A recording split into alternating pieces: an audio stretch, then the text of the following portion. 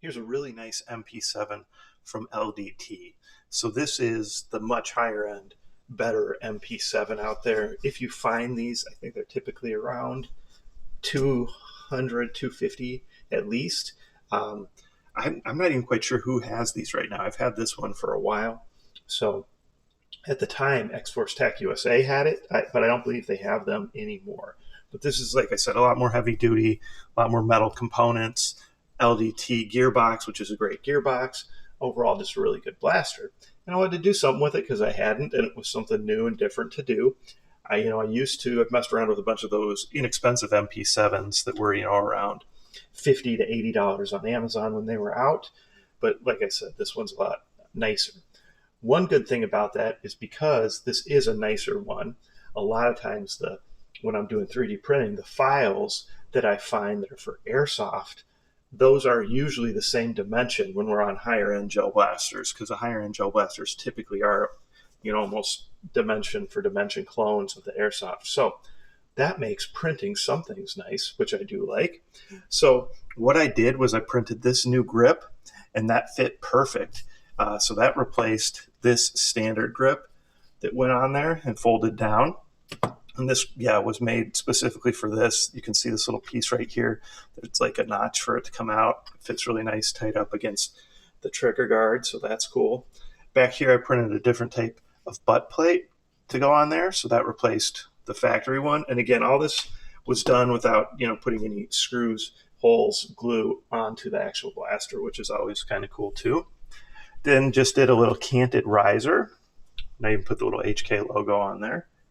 Maybe it's hard to, you should be able to see it. So what I did at this end, this Strikeface piece was a piece that I printed, and it did fit on there, and it actually fit, and it just kind of clicked in like this one. It just had two tabs like that. And even though I printed it really strong, I just wasn't confident that that was a strong enough way to keep this face connected. So what I did was these rails were going to be here anyway on top of this grip. They came with that. So I modified it, and then I went ahead and made the rails much longer, modified the little face, strike face here, so that we could go ahead and I could put a heat insert with a screw here.